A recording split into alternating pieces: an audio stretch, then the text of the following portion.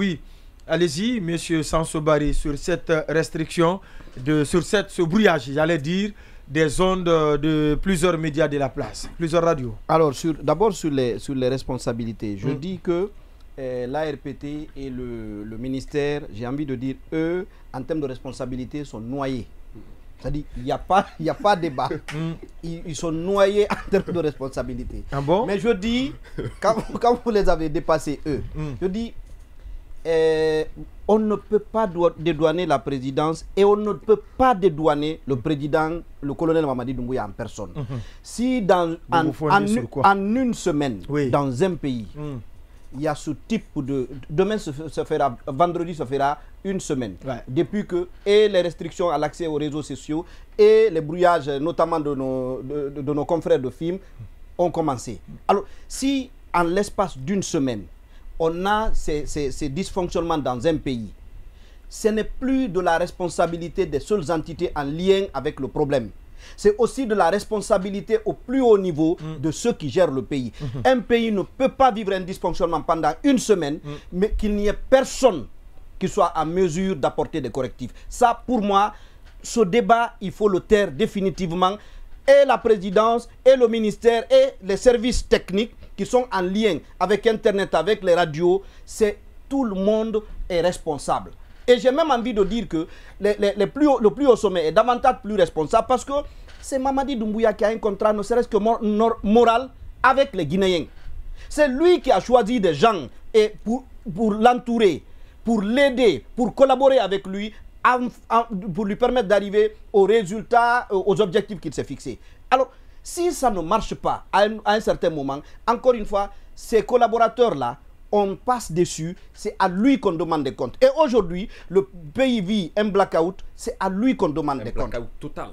Alors, mais pour moi, au-delà de ces responsabilités, celui que je plains, ceux que je plains, ce sont les Guinéens. Dans leur ensemble ou bien... Oui, dans leur ensemble. Parce que je dis que ce à quoi nous assistons, c'est le résultat d'une passivité progressive que nous avons observée. Et en Guinée, on a une telle faculté de sélectionner. Tantôt on dit on n'est pas concerné parce que c'est tel, on n'est pas concerné parce que c'est tel. Et progressivement, on grignote des libertés, on grignote des droits, jusqu'à ce qu'on en arrive à vous. Je dis, tout ça a commencé, j'ai envie de dire, je ne peux pas dire le tout, mais ça a commencé par l'interdiction systématique des manifestations.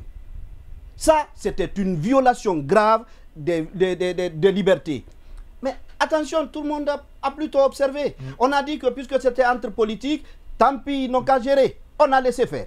On a dit non, puisqu'ils ont demandé que les manifestations soient circonscrites au niveau des QG et les sièges des partis politiques, les gens ont estimé que c'était largement suffisant puisqu'on n'est pas à une période électorale. Parce que je peux vous dire que si ce n'est pas en Guinée, avec tous les acquis que nous avions, on n'aurait pas... on n'aurait pas cru qu'un pouvoir soit capable de remettre en cause tout ce que nous avons acquis dans les conditions que nous connaissons. Mais les gens ont envoyé des ballons d'essai. Depuis le 13 mai 2022, les manifestations sur la place publique sont interdites. Et on a tous commenté à un moment, on a dit c'est interdit, c'est interdit. On a constaté. Ça s'est passé. Ensuite, le site Guinée Matin a été restreint pendant environ 3 mois. Et on nous a dit, l'État ne connaît pas. On n'a aucun responsable. Et nous avons avalisé que probablement il y a une partie de vérité, l'État ne connaissait pas. Donc, et maintenant... On a admis ça aussi. Exactement. Il y a eu, même nos confrères de films, ce n'est pas la première fois qu'ils soient brouillés. Alors, les gens sont constamment... Il y a eu de sites d'information. Voilà. À un moment donné. Dans le mien, qui faisait aussi les frais l'objet de restriction. Restriction. Et même les réseaux sociaux. On en a restreint à un moment donné. Et sans compter les empêchements de voyage pour certains acteurs de la société civile. Et tout cela, c'est les personnes, c'est les groupes ciblés qui s'indignaient. Ce ne sont pas les Guinéens dans leur ensemble qui s'indignaient. Donc, à un moment donné, on va opérer par groupe, jusqu'à ce qu'on éteigne tout ce qui est liberté. Aujourd'hui, si on peut se permettre de brouiller, de fermer, on va dire, des fréquences de radio pendant une semaine dans ce pays-là, en 2023, non, c'est parce que les gens trouvent que ça peut passer. C'est parce que trouvent que les Guinéens peuvent admettre ça, peuvent accepter ça. Et moi, je vous dis, la réaction que j'entends, aussi bien de la part des associations de presse, ça fait un peu diplomatie. Non, on ne négocie pas ce genre de choses. On ne négocie pas. Depuis une semaine, vous êtes incapable de parler, on est en train encore de parlementer. Si c'est de cette façon qu'on compte résoudre ça, je peux vous dire que ce que Guinée Matin a subi, on le vivra pendant des mois. Et après la corporation des médias, une autre, puisque ces derniers temps, les deux corporations qui réussissent tant bien que mal à résister aujourd'hui, c'est bien les médias, mais aussi le barreau. À chaque fois que nous la prochaine cible sera le barreau. À chaque fois que nous envisagerons les problèmes comme étant ceux de l'autre et non pas du mien, ça, je puis vous dire que tous autant que nous sommes, nous y passerons. Et on va tous périr. Oui. Très rapidement, puisqu'il ne s'est pas encore prononcé, l'invité est déjà Je suis tellement séduit par l'agencement de Sanso que si j'étais une jolie demoiselle, j'allais lui proposer un mariage ce soir dans ce studio. Mais malheureusement pour lui, je suis incapable. Ce que je veux dire. Ce que vous voulez ajouter maintenant. Ce que je vais ajouter. Vous savez, ça a été toujours prouvé que le peuple le plus doux au monde, c'est le peuple de Guinée. Ici, tout ce que c'est devenu un peuple de cobayes. On peut faire tout ce qu'on veut avec ce peuple-là. C'est comme il y a janvier, février. Non, 2006, non, ça c'est un accident de notre histoire. C'était une exception. C'est un accident. Le peuple s'est réveillé brusquement là. Il s'est réveillé. Bon, il n'était pas habitué. C'était un réveil accidentel. Ce peuple-là, il n'aura jamais, puisqu'on le dit souvent, que chaque peuple mérite ses dirigeants. Ce peuple-là n'aura pas la paix. Parce que on ne peut pas s'indigner. C'est quand il s'agit d'un proche. Vous voyez, c'est des indignations sélectives. Mais quand ça concerne tout le monde, vous allez voir, bon, c'est ici qu'on a inventé un mal commun, n'est pas un mal. Donc c'est pour vous dire jusqu'où ce peuple est résigné. Donc ne comptez pas sur lui pour certainement pouvoir sortir des griffes les revendications. On les catégorise par corporation ou par on les ramène par région, par ethnie. On dit non, c'est des gens, c'est pas nous quoi, c'est eux là-bas. Quand on arrête, on réprime les politiques, non, eux aussi ils sont trop chiants, ils ont trop de problèmes. Finalement, ce qu'on a là, c'est sous la tête de tout le monde. D'accord, oui, Baïla. Oui, je suis totalement d'accord. Vous savez, le problème de la Guinée, c'est qu'on ne défend pas des valeurs. On défend souvent les valeurs les personnes auxquelles s'appliquent ces valeurs. Et même cette transition a été un exemple. Je cite juste pour illustrer même les anciens dignitaires. Beaucoup de choses qu'ils ont vécues au début de cette transition n'a pas intéressé beaucoup de Guinéens.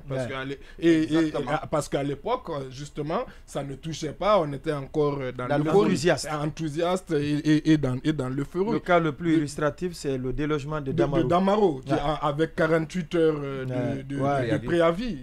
Au lieu que le peuple, la population ne s'indigne. Les gens étaient contents. On se disait, voilà, sociaux, enfin, on a Damaro. Sous le coup de l'émotion.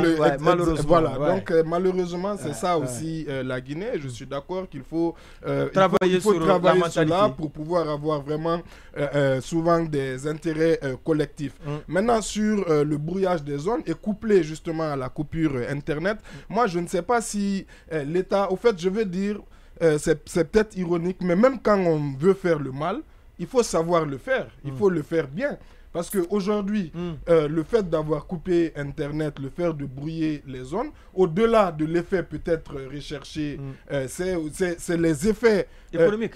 Les effets économiques qui sont très graves sur quand même des entreprises aujourd'hui, parce qu'on nous parle, on nous rabâche les oreilles à propos de digitalisation.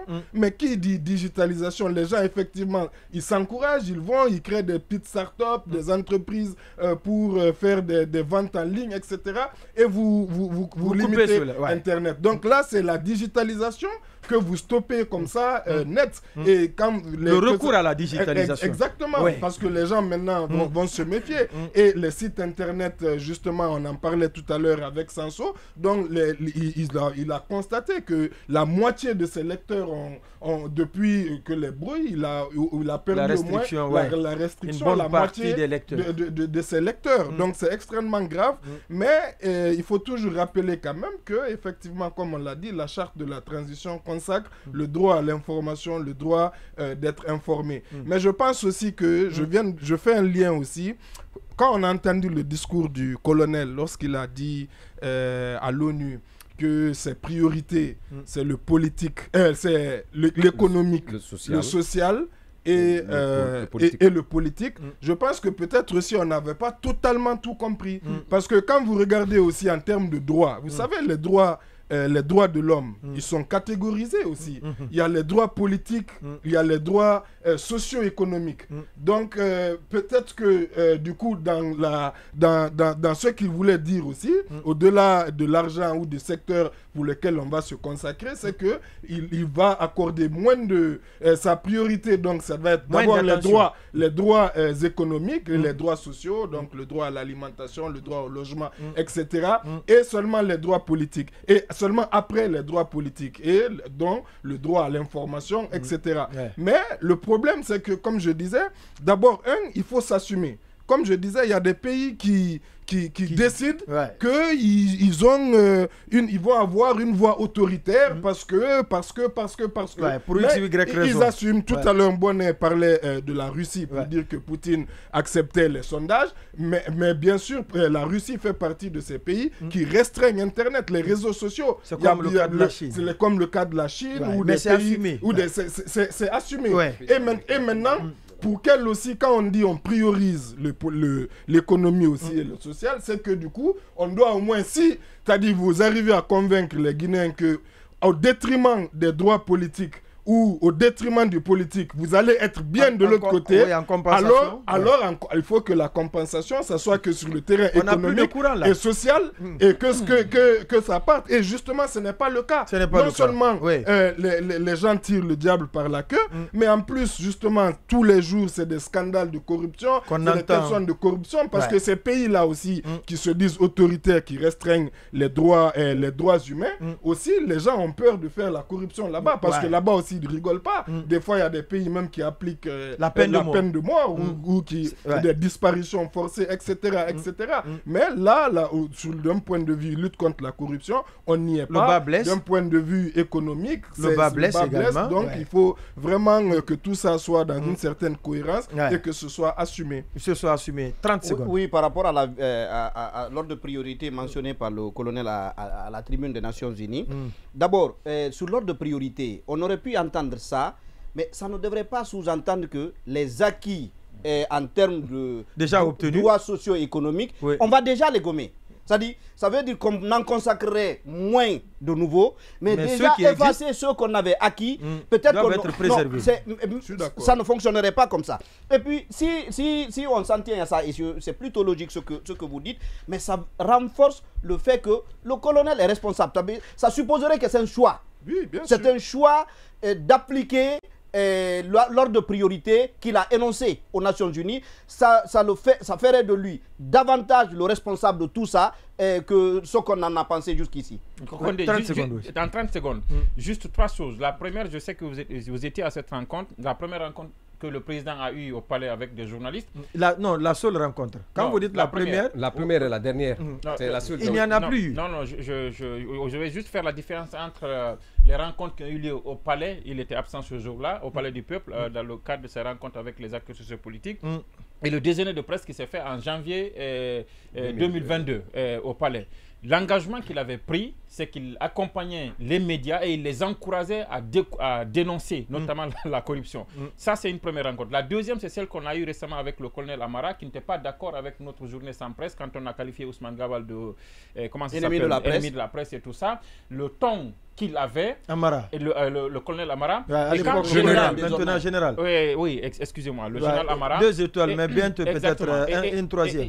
La deuxième chose, c'est-à-dire que pour dire qu'il y a une connexion entre la présidence et ce qui se passe, et quelqu'un disait qu'on ne fait pas de débat de personnes. Je suis totalement d'accord qu'on ne fait pas de débat de personnes. Mais le président du conseil de régulation de l'ARPT, c'est le directeur de cabinet du président. C'est Diba Diakité qui est le super patron de l'ARPT.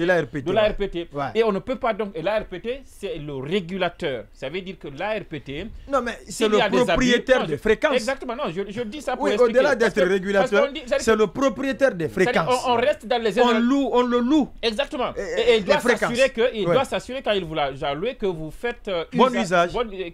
Non, vous jouissez pleinement de vos droits sur la fréquence. Maintenant, pour terminer... Parce que vous payez les redevances. Bon, peut-être que pour rester dans le sillage de ce discours aux Nations Unies, peut-être que quand on a remis en cause la démocratie, c'était pour aussi remettre en cause ses principes. Parce que Thomas Jefferson, vous savez, on le dit dans les facs de journalistes, même si je ne l'ai pas fait, il choisissait entre un gouvernement sans journaux et sans journaux et des journaux sans gouvernement. Il choisissait la seconde option. Parce que, et là, aujourd'hui, on comprend que le colonel Mamadi Doumbouya, peut-être qu'il pense qu'il peut se passer de la presse. Moi, je dis directement le colonel. Oui, parce qu'il avait même remis en question la démocratie à l'occidental. Exactement, oui, bien sûr. Et il a estimé que cette démocratie nous a été imposée. Oui, mais il faut qu'on redécortique ce discours des Nations Unies. Je pense qu'il y a plusieurs pans qui sont en train de rejaillir aujourd'hui à la surface. Il faut qu'on dépasse bien entendu. Il faut qu'on dépasse les généralités. C'est-à-dire que quand on dit que tout le monde est coupable, quand on s'adresse à tout le monde, on s'adresse à personne.